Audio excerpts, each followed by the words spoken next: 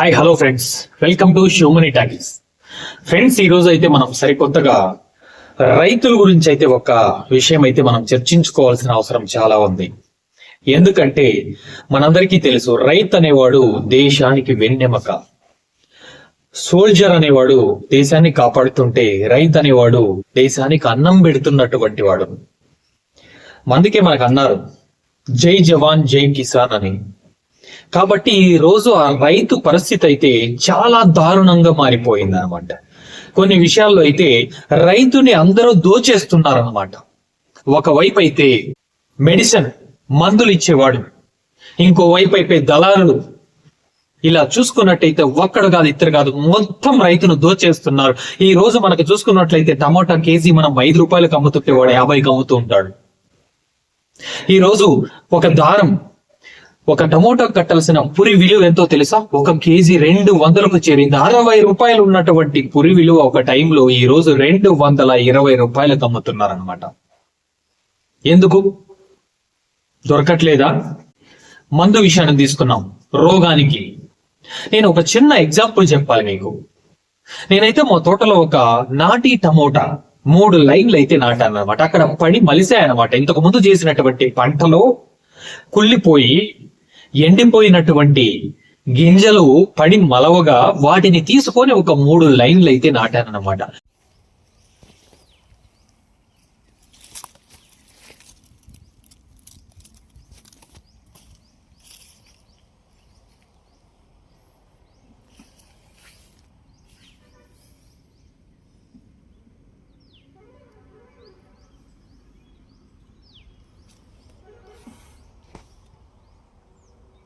వాటికి ఎటువంటి మందులు కొట్టలేదు, వాటికి ఎటువంటి డ్రిప్ కూడా వదలలేదు పెద్దగా.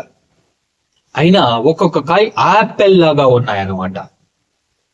మనకు చెప్తూ ఉంటారు ఎంతో మంది, పంట బాగా రావాలంటే ఈ సీడ్ వాడాలి, ఆ సీడ్ వాడాలి, ఇది అలా వస్తుంది, అలా వస్తుంది, అది అలా వస్తుందని. ఆఖరికి ఇలా గోళీల్లా వచ్చిన కాయలు కూడా ఎన్నో ఉన్నాయన్నమాట.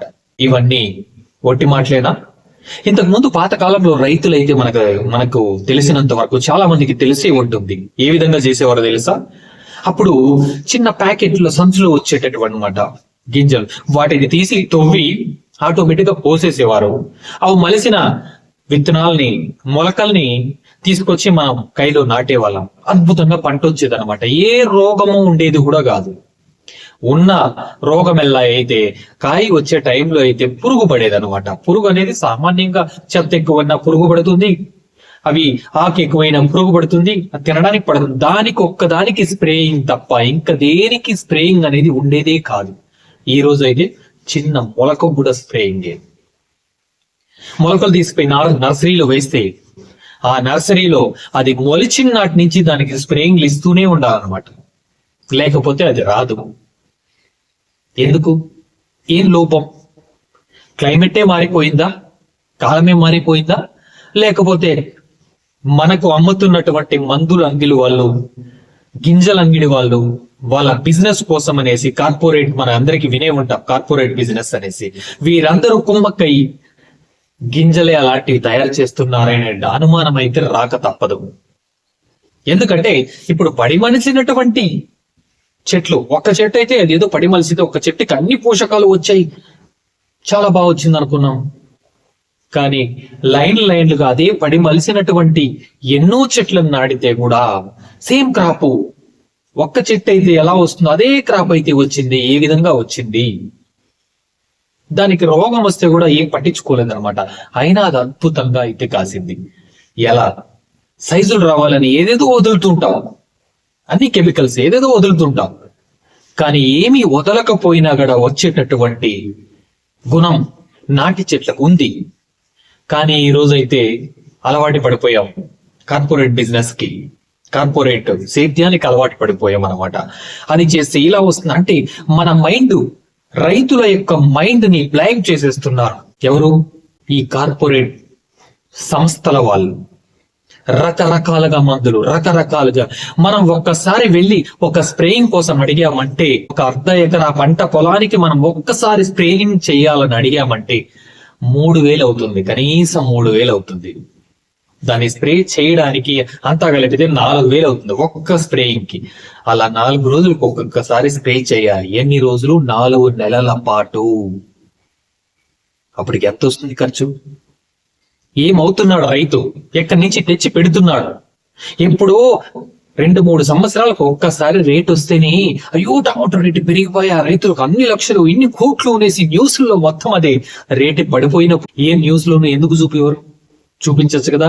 రైతు నాశనం పోతున్నాడు, మనం వాడికి ఇంకొక రూపాయి ఇచ్చి కావాలంటే కొనుక్కున్నామని అనరే. ఫ్రీగా ఎవడైనా ఎంతో మంది రైతులు పండించిన పంటని తీసుకెళ్లి మార్కెట్కి వెళితే దిక్కుమాలిన రేటు, దాన్ని అడిగేవాడు లేకపోతే ఏం చేస్తాడో తెలుసా? కడుపు ఖాళీ, వాడికి అమ్మడం కంటే, దళారులకు అమ్మడం కంటే ఎవరికైనా ఫ్రీగా దానం చేద్దామని ఒక చోట నిలబెట్టి మరి పనిచేస్తుంటాడు. రైతు పనిచేస్తున్నాడే, మనం ఎలా తీసుకెళ్ళడం? తీసుకో ఒక 10 రూపాయలు, ఎంత కష్టపడ్డాడో అని మనం తీసుకొని పోతుంటాం. అది రైతు పరిస్థితి. కడుపు కాలితే రైతు ఎంత పోయినా, మనకు నష్టం ఎంత వచ్చినా పర్వాలేదు, ఇంకొకసారి మళ్ళా పంట వేద్దాం వస్తుంది అనే ఒక దీంతో పనిచేస్తాడు, చెట్లు పెరికేస్తాడు, మళ్ళా కొత్తగా చేస్తాడు. మళ్ళీ అదే పరిస్థితి. ఎప్పుడు రేట్ వస్తుందో తెలియదు, ఎప్పుడు బాగుపడతాడో తెలియదు. నాకు తెలిసినంత వరకు కరెక్ట్ గా 3 సంవత్సరాలకు ముందు ఎప్పుడైతే ఒకసారి టమాటో ఒక రేట్ వచ్చింది, అప్పటి నుంచి లేదు. ఆ రైతు అనేవాడు చేస్తూనే ఉంటాడు. ఇంతకు ముందు ఇంత చెప్పాలంటే, వెనకటి సంవత్సరం 2025 మార్చిలో అయితే ఉద్యోగస్తులు సహా, గవర్నమెంట్ జాబ్ చేసే వాళ్ళు సహా ఇదేదో బాగుందిరా, ఎప్పుడో రేట్ వచ్చింది, ఒక్కసారి 2,000 అనిపిస్తుంది బాక్స్. అది ఏదో కొంతమందికి అప్పుడు ఎలా వచ్చిందంటే 100 బాక్సులు అమ్మేవారికి 20 బాక్సులే పడ్డాయి. అందువల్ల రేట్ ఉంది. ప్రతి ఒక్కరికి ఇదేలా, ఒక్కొక్కరు 1000 బాక్సులు అమ్మేటటువంటి రైతుకి 100 బాక్సులు దొరికేవి, లేకపోతే 200 బాక్సులు దొరికేవి. అలా అంటే 1000 బాక్సులు దొరికే ప్లేస్ లో 1000 బాక్సులు కోసేటటువంటి ఒక రైతు జస్ట్ 100 బాక్సులు కోసినప్పుడు రేటు పెరుగుతుంది. అప్పుడు అదే సేమ్ అయిపోతుంది. చెప్పాలంటే ఏదో కొంతమందికి పంట దిగుబడి బాగా వచ్చిన కొంతమందికి మాత్రమే అది బెనిఫిట్ అయ్యింది. ఆ ఒక్క సంవత్సరం రేట్ వచ్చింది కనుక లైఫ్ లాంగ్ ఇలాగే ఉంటుంది. రైతు అందరూ సేంద్రియాలు చేద్దామనేసి లీజులకు పెట్టుకునేసి వారు ఇష్టం వచ్చినట్లు మొత్తం చేసేస్తారు. టమోటా మొత్తం గుండు కొట్టుకొని పోయిన సంవత్సరం అందరిది. వాళ్ళు చేసిన తప్పు వల్ల రైతులు కూడా గుండు కొట్టుకోవాల్సిన పరిస్థితి అయితే వచ్చింది. ఎందుకు? ఏదో ఉద్యోగం చేసుకుంటున్నారు. మీ 6 నెలలు అప్పుడు తెలిసింటుంది వాళ్ళకి. 6 నెలలు వాళ్ళ ఒక ఉద్యోగస్తునికి, గవర్నమెంట్ జాబ్ చేసే ఒక ఉద్యోగస్తునికి 6 నెలలు సంపాదించినటువంటి ఒక అమౌంట్ అయితే ఒక ఎకరాకి వేయాల్సి వస్తుంది. 6 నెలలు సంపాదన ఒక ఎకరా ఖర్చు పెట్టాల్సి వస్తుంది. కొంతమందిని అప్పుడు చేసినటువంటి కొంతమందిని ఆలోచించుంటారు, అరే మనం ఎంత తప్పు చేసాం రా అని. ఇంకొంతమంది సాఫ్ట్వేర్లు ఎన్ని నెలలు సంపాదించాలి అక్కడ రైతుగా ఉంటే మనం ఈజీగా సంపాదించేసిన మొత్తం తీసుకెళ్లి ఇక్కడ పెట్టేశారనమాట. అంతా పోయింది, లోపేసింది మొత్తం.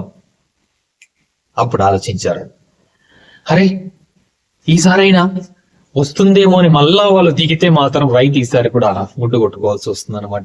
అలాంటి వాళ్ళు వారి చేసే పని వారు చేసుకుంటూ వెళితే వారు అందరూ బాగానే ఉంటారు. అరే వాడి బతిపోతున్నాడే, మనం చేసేయాలి, మనము సంపాదించేయాలి అనుకుంటే అందరికీ పెద్దగా ఉండే, దాంట్లో డౌట్ లేదు. ఎప్పటికైనా రైతు అనేవాడు రైతే. ఇలాంటి వాళ్ళు 100 మంది వచ్చినా 100 మంది రాకపోయినా, తను మాత్రం తనకు అమౌంట్ వచ్చినా రాకపోయినా, లాస్ అయినా, తనను ఎంతమంది మోసం చేసినా వాడు మాత్రం వదలడు. వాడు రైతు చేసే పనిని మాత్రం ఎప్పుడు వదలడు. ఇంత కష్టపడి మనం అక్కడికి తీసుకెళ్ళామనుకో, ఆ టమాటాలతో గోళీలు ఆడుకుంటారు, బాల్ ఆడుకుంటారు వాళ్ళు మండీలో. మనకి కడుపు కాలుతూ ఉంటుంది. పండించిన పంటని మనం మరీ జాగ్రత్తగా గుడిచి మరీ ఫాలిష్ చేసి మరీ ఎత్తుకెళ్తాం. వాళ్ళు ఆట ఆడుకొని ఎక్కడికక్కడ పారేస్తుంటే, ఇంత కష్టపడి మనం మార్కెట్కు తెస్తే వీళ్ళు ఎంత కేవలంగా పారేస్తున్నారా అనిపిస్తుంది ఒక్కొక్కసారి పండించిన వాడికి. కానీ అది కేవలం ఒక్కొక్కసారి ఆ బాక్సుల్ని అక్కడే కుమ్మరి ఇచ్చేసి రావాల్సి వస్తుంది, అక్కడే వదిలేసి రావాల్సి వస్తుంది. మున్సిపాలిటీ వాళ్ళు లారీలో పోసుకొని పోయి ఎక్కడ డంప్ చేసేస్తూ ఉంటారు. ఎన్నో రోజుల కష్టం, ఎంతో పెట్టుబడి, ఎంతో కష్టపడితే కానీ రానటువంటి అంత పంట నేలపాలు ఎవరు తిన్నట్లు లేదు. అలా ఉంటుంది అనమాట. రైతుల పరిస్థితి. ఈ సెంట్రల్ గవర్నమెంట్ అనేది ఒక్కసారి ఆలోచించి ఈ మందులకి వారి ఇష్టం వచ్చినటువంటి రేట్లు ఇస్తున్నారు, వారి ఇష్టం వచ్చినటువంటి ఇది వేస్తున్నారు, ఇష్టము ఎవరో కొంతమంది నిజాయితీగా వేస్తున్నారు, వారు నచ్చినట్టు వాడు వేసుకుంటూ రేటు వాడు బతుకుతున్నాడే తప్ప రైతుని సమూలంగా నాశనం చేసేస్తున్నాడు. ఆ వేసినటువంటి కెమికల్స్ ఎంతవరకు పనిచేస్తున్నాయో కూడా తెలియట్లేదు అసలు. దాని వల్ల భూమికి ఏమి నష్టం అవుతుందో కూడా తెలియట్లేదు. అసలు భూమి ఫ్యూచర్ లో పనిచేస్తుందా లేకంటే బూడిదైపోతుందా? బూడిదలో పోసిన పన్నీర్ అంటారు కదా, అలాంటి మట్టి బూడిద అలా అయిపోతుందేమో అని కూడా ఒక్కొక్కసారి అనిపిస్తూ ఉంటుంది ఆ స్ప్రేయింగ్ల వల్ల. దాన్ని తింటున్నటువంటి ఆ పండ్లు కావచ్చు, ఫర్ ఎగ్జాంపుల్ ఆ కూరగాయలు తింటున్నటువంటి మనుషులకు ఎటువంటి రోగాలు వస్తాయో కూడా తెలియదు ఫ్యూచర్ లో. కానీ వాటి అన్నింటినీ ఇప్పుడు ఎవరు పట్టించుకోరు, వచ్చినప్పుడు మాత్రమే ఒక్కసారిగా బ్యాన్ చేసేయాలంటారు. కానీ ముందుగానే వాటి గురించి ఒక్కసారి ఆలోచించి వాటికి వేరే ఏదైనా రైతు బాగుపడేలా, ఖర్చు తగ్గేలా వేరే మార్గాలు గవర్నమెంట్ అన్వేషిస్తే చాలా మంచిది. నేను కొంతమందిని అడగగా వారు చెప్పినటువంటి ఎన్నో విషయాలని పరిగణలోకి తీసుకొని నేను ఈ రోజు అయితే ఈ విషయాలను మాట్లాడుతున్నాను.